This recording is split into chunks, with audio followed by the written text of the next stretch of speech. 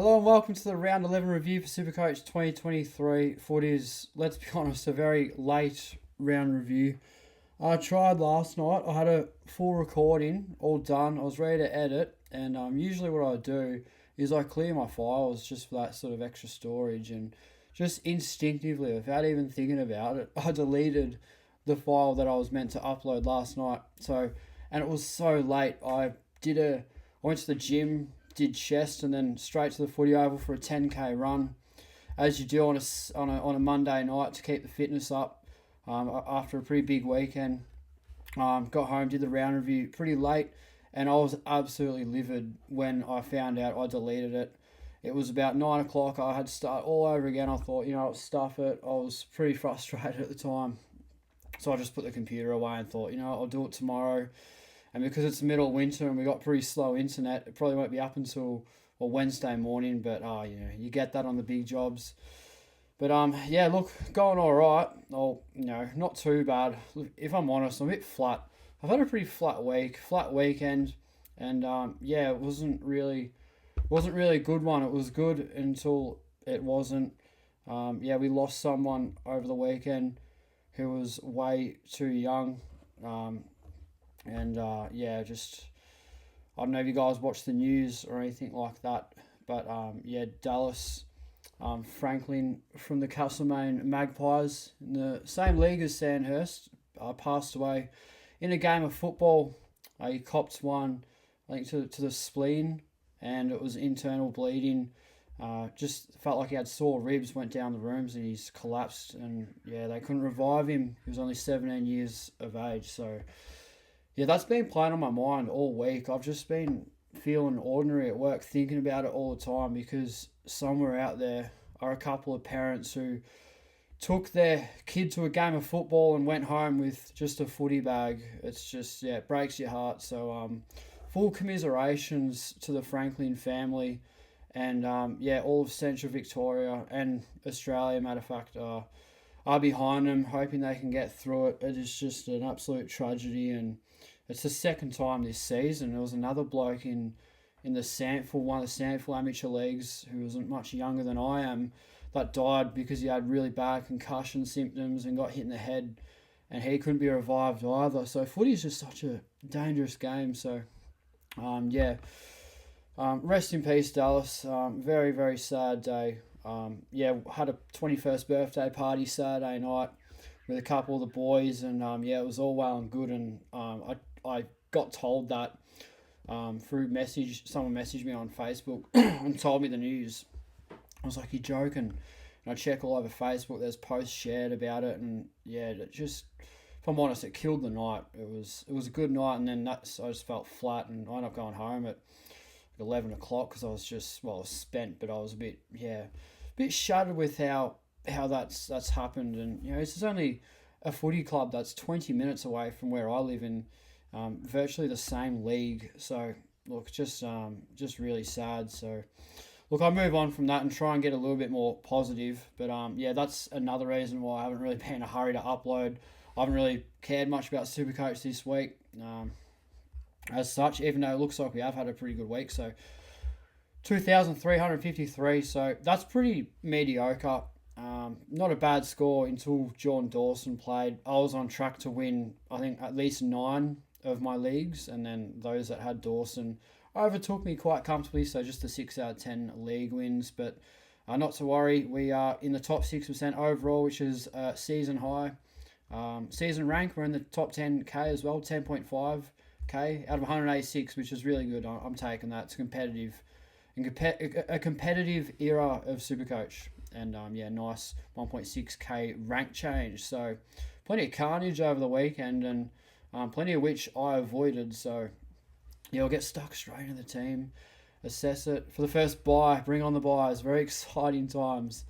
Got the buys coming up. This is what separates the men from the boys, as one would say, in SuperCoach. So very excited for that. I think I've planned relatively well for it, but nonetheless. So James Sicily, he's earned himself a very nice vacation. That old chestnut going around Twitter, absolutely hilarious.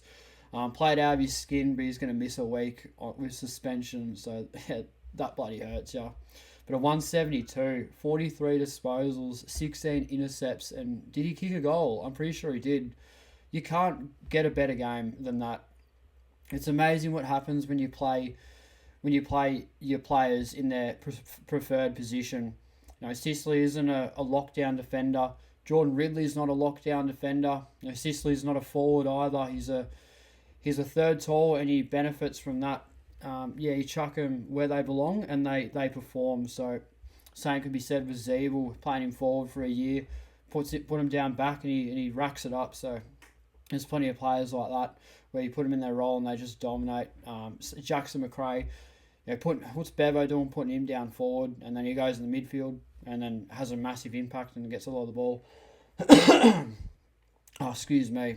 So Sicily just unbelievable. That third tall, that's what he likes, and I think is it James Blank? I could be wrong there. I'm not really sure if that's the guy, but playing fullback, really freeing him up, and he doesn't have to be as accountable, James Sicily. So that's a really good result. This is an unpopular opinion, but I reckon he is a top 3 player in the competition out of everyone if he's in his role. He should average extremely high from here on out. If they play him third tall, I think he's gone 130 plus most weeks. He's extraordinary. All-Australian centre-half back, in my opinion. I love the sick dog. But yeah, unfortunately, he's earned himself a week. Put your feet up, James. Have a sick vacation, mate. He's earned that week, but it is a bit of carnage, and there couldn't be a worse time not to have him. But he's been really good. Hopefully he can just keep dominating once he returns. So that's good. Tom Stewart, we finally nailed a VC. I don't know if it's our first or second VC that we've nailed. It's been a howler for captains this year. So I was taking the 138 to the bank. Was on 143, I think. So scaled down 5 points. That's all right, whatever. I'm very happy with that. So, really nice VC. Dacos did what he had to do against North Melbourne, who actually challenged Collingwood, so wasn't a bad performance from them. Cheeky VC option, if you will, against West Coast. He should dominate there.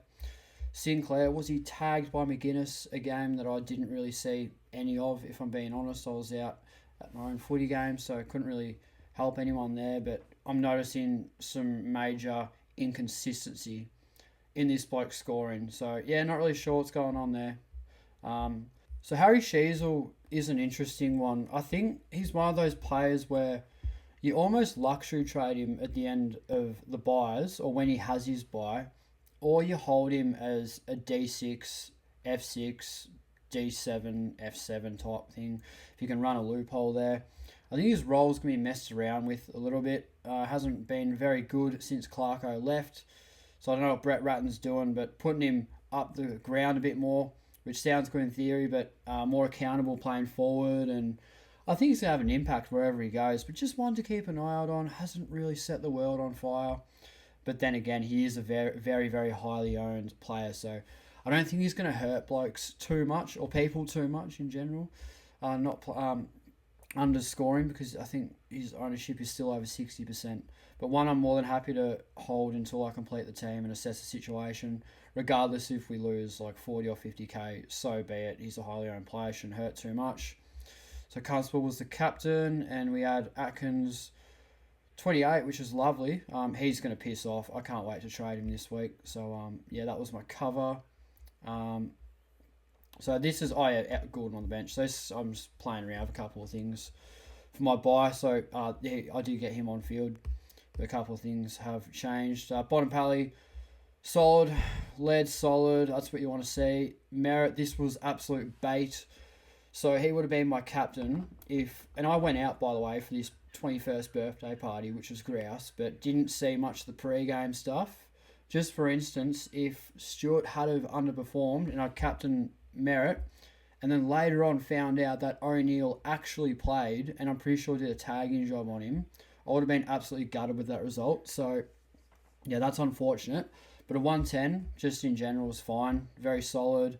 He will bounce back. Almost a captaincy option against North Melbourne. Should absolutely towel up on them. So we're going to go ahead and captain him this week. I think I'm very, very safe captain. Should beat up on them. So that's fine. Anderson 92 looks bad, but I know many or few would have seen that video I did out of who am I going to trade in out of Butters and Sarong.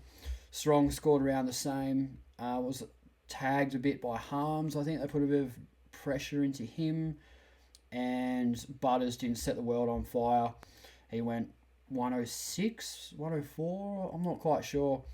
But you're paying top dollar for that. So held the faith, stuck fat with Anderson, got a great buy. That's what sort of kept him in the team, and he's lost 50k just like that. So probably going to lose another 50k with those 90 scores. Very unfortunate. He's due for a good game. Really hope he can pull his finger out, Anderson. But yeah, we're just forced to hold him for now, which is fine. Green, yeah, it's fine, whatever. Day is a problem. That's not good. Don't know what's going on with this pick. I've had him in draft. I do have him in draft. And I was flying in draft earlier in the season. And now we're going shithouse. And it's off the back of these day types who will let me down and just out of form. And it's a funny one because he's not really playing that bad. But the scoring is horrendous. And I think he's only averaged 80 or so points since having him in my team. So a bit flat with that. Might loop Day and Sheasel at the end of the season if we run our trades, which is something I'm probably forced to do. I'm happy to cop that on the chin. I think that's fine if you can get 2 cracks at it. Ashcroft been really good this year. What a rookie he has been. You take the wins when you get them, but very happy with that video I put up a few weeks ago now about his average at the Gabba, and that showed everything we need to know. Got a couple of tons out of him, and then a 50 on the road in Adelaide. What's his break even? I think he's going to go, honestly. He's got the buy coming up, break even of 0. I don't know if that's his break even or it's just nothing because he's got the buy. But nonetheless, he's got to go. For me anyway, I think many would want to hold him, but I get that. So Sin Cotter, he was in my trade plans, but I'll talk about that later on. I should play this week, though, as a result of that. He wasn't on field. It was Errol Gordon. As I said before, I was just tinkering around with a couple of things before the buy. So Marshall and Gawn, stock standard, boring. You think it looks bad, and then Sean Darcy, wow, what a train wreck that is. I saw DR's review. I'm sorry, DR. I did jump off.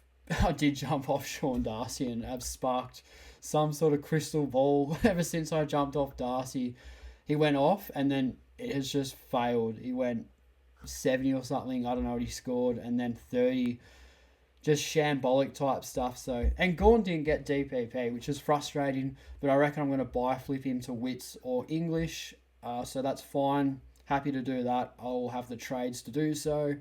And I've got to get him. I mean, if he doesn't have 4 DPP, he's a useless pick. It's a failed trade. So be it. We got the trades this year. Cop it on the chin. Forward line, Dunks and Taranto. Ladies and gentlemen, your F1 and 2.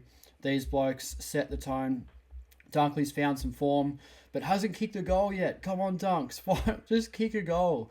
I've been watching Brisbane games just so I can see Dunkley hit the scoreboard and get a major and do that Aces celebration. That would be elite. But, very anticipated moment. I hope that happens. Surely he hits the scoreboard in 2023. And, Timmy Taranto, not in the top 150 players. My ass Kane. That is absolute rabble from you. Oh, how is he? And he's got Blake in his top 20 at the moment. The bloke's on drugs. Tim Taranto had 32 or 3 disposals, 4 goals. Pretty, not just your basic set shots, snaps from all over the joint in the tricky wet conditions. Just a clearance beast, goal assists. And when I watched him dream time at the G, he kicked a drop punt from about 40 metres out on a bit of an angle straight over my head. So he has improved his kicking. There's no doubt about that. And with scores like that, he's been unbelievable. He'd 100% be leading Richmond's best and fairest. So, yeah, I'm sticking up for me boy Timmy Taranto, and I think many others will agree with me on that one. What a champion! What a pick he has been this year. Rosé, nice. We love that from Rosé. Outscored Butters, so that's interesting. But playing great footy. Definitely a top 6 forward. Zeb will hit a wall a couple of times. He didn't play on from his kick-outs. Had me tearing my hair out. And any other Supercoach in that scenario. And Cornelio solid. Humphrey was on my field in the midfield. So we got that 90. which is really good. And we bought in Mick Andrew for Radaglia. I was pretty flat with that. So I just thought, ruck cover over the buys. I think I've already got that planned out now. But yeah, he's just going to probably die on my bench, and so be it. It's just whatever. I think I've got enough rookies coming in to help out the side. But Radaglia goes down anyway, so the Supercoach god's looking after me. Very unfortunate for him. I hope he gets back soon and he's fitter than ever and plays some good footy, Asava. But perfect time to trade him out. He maxed in price, over 360 he was. He's dropped now.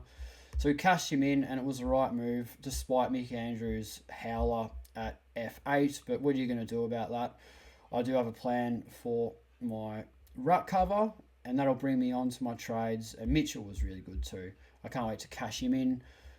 I could, but it's way too early for that. So what are we doing for our trades this week? So I'll show you who I'm going to get rid of. So Ashcroft, what a rookie he's been. Found form, played really good footy at home, made plenty of coin for us. We love him for that, but he's got to go. Atkins, I think, gets dropped this week, even though he's got the good buy. His role is basically dead.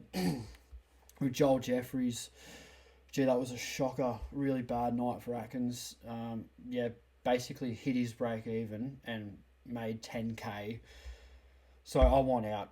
I want out of this pick. Been a good scorer on field too. Back-to-back hundreds, I think, before that 20-odd. So, yeah, he was fine for the short term, but we're cashing him in. And then we got Johnson. So it's either Johnson or Sin-Cotter. Ideally, it would be Sin-Cotter because he's sort of out of the seniors, but Colin have that much carnage going on. He should play this week, and he's a pretty good scorer as well, where Johnson's just scored a 70, so he's going to make even more money. But with his buy coming up and the on-field points that we're missing out on, it's a massive shame. I don't want to do it, but I've got no other choice to get rid of him. It's either him or like Seamus Mitchell, or I can't get rid of Roberts because I don't have enough money to do what I'm doing, and there's not really a whole lot I can do here in terms of who I get rid of. Like Chesser's not enough. That's about it. Humphrey's still got ages to go until he's maxed. So, yeah, all of a sudden, I got it. He's not a dead rookie, Johnson. He's finally come back, but come back at a really bad time for me. So that's not good. So this is what we're going to do for our trades. Very excited for this. Just have to think about what I'm doing. Mitchell down back. Madden down the forward line. So we love that. That should be good. That sort of gives away what I'm doing here. And I think that's it. Oh, yeah, we need to get someone forward as well. Do we? No. Sorry, we need to get Dunkley in the midfield. All right, here's what I'm going to do. Very excited for these trades. It's a bit of a luxury trade, this. I've avoided so much carnage. I don't need a sideways trade. I'm upgrading. So when you cash Ashcroft, who's 420k for a rookie, that's when you can pay up for blokes. And there is Jordan Dawson at a perfect price. I want him so bad. Oh, I want him. But he's got the worst buy I've ever seen, basically. Probably second worst buy behind the next bloke I'll mention. But he has the same buy as Dacos, Day, Sicily, just in defence. It's not going to work. He will hurt me. Giordano Dawson, which it's gonna really suck on him. So he's out of the question for me. And the second one, with an even worse buy, is Jackson McRae, which is the same buy as Rosie, Taranto, Cogs, Zeeble, Sheasel, Bonampally. Yeah, no way. And McRae's just the perfect price. They're both so cheap, and as if you wouldn't jump on, but yeah, buy structure is key, and that will come back and bite me in the arse. So yeah, stuff that. I'm going to pick someone that I reckon is a top 4 midfielder and a little bit of a pod. The buy's not too bad. It does balance things out a little bit, especially in the midfield. I'm going to go for Christian Petrarca and an immediate VC on him against Carlton, who are depleted at the moment. They look so shit. I was listening to SEN today, just all day, Dwayne's World, with Kane Corns and all that sort of stuff. Love all that shit. But the amount of calls ringing up about how bad Carlton are and Harry Mackay this, Harry Mackay that. Just, yeah, they're not, the Blues boys, they're not happy. Keen to talk to Janif about that on the podcast tonight. But yeah, Petrarca against Carlton on the Friday night. Has a high break even. I don't care about that. I think he's a top 4 midfielder. A pod should get it done and step up without Oliver in the team. Doesn't look like he's going to play. This next one, very self-explanatory. He's hit the ton. He's gone 80s, 123k. He will make serious coin before his buy. Really short-term own this one, but he will get it done. I think it's about 50% of the competition are trading him in. And this is my ruck cover.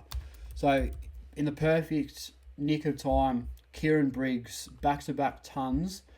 And what I love about this trade is you got Marshall with his buy, and you got Gawn with his buy after that. And then you got Briggs. So I'm not getting a donut in the ruck at all. So that's what I'm thinking. And I bloody love that. I love these trades so much. I hope I go through with them. But yeah, Ford, they're all good cover. Briggs, great ruck cover. And the bloody cement bag. Oh, I love the cement bag. Not getting enough respect this year. But I'll give you some respect, Christian. You're coming into the Spills Lethals, mate. I can't wait to watch you on the Friday night and just straight up slap the VC on him. So that'll be good. Hopefully he does well. But I think I'll have 19 on field. Obviously Sicily is going to miss. So yeah, I think I'd have 20 if we had Sicily and Sincotta playing. I'd have 20 on field. I'm pretty sure, but 19 obviously, and I'll work out my structure and all that later on. But yeah, we are up to 20 premiums, so two more upgrades to make with 9 trades, very doable. And then I think Gawn is a buy flip, and then possibly hold Sheasel and Day as a D6 and 7 and see if I can do another upgrade. I don't know yet. We'll assess that later on. But this is the team captains for this week. So yeah, Merritt on the Twilight game against North Melbourne, we like that. That's pretty safe. They don't tag. He should beat up on them quite comfortably. Look how slow that is. Fucking hell. So yeah, you can't see it. But yeah, we're going to captain Merritt and VC Petrarca. We're going to get him off the bench and screw around. I'll do that later on, but I'll keep his updated on Twitter as I do. Yeah, I'll have to mess around with all this stuff, all this bloody DPP and whatnot. I just want to get Petrarca in the blue and then we're happy. And we can end the video once and for all. But yeah, very late round review. Holy shit. I can't. Usually I do it. Usually it's up by now. Like late last night or early in the morning. Usually that's when they're done. But yeah, last night was a howler. Far out. I had no time to do it. And I was spewing when I deleted my file for this review to free up some space on the computer as you do. So yeah, I do apologise for that. I feel like I've gotten a lot more consistent with uploads. So yeah, I was a bit livid with the result, and hopefully yous were patient with it. But yeah, we're doing pretty well. Highest rank we've had all season. I think Petrarca's a really nice point of difference, and I can't wait to see him hopefully do great things. And yeah, I guess the best way to end this video is bring on the buyers and stay tuned to the SuperCoach Saw Play podcast, which is on tonight. When I mean tonight, probably last night when you're watching this video, because it probably won't get uploaded until tomorrow morning. It's about 5:10 on the Tuesday night as I'm recording this. So yeah, take it easy. Hope you are all doing very well, and good luck for the buyers. We'll discuss heaps of the structure in the potty. And as always, we'll see you guys in the next video.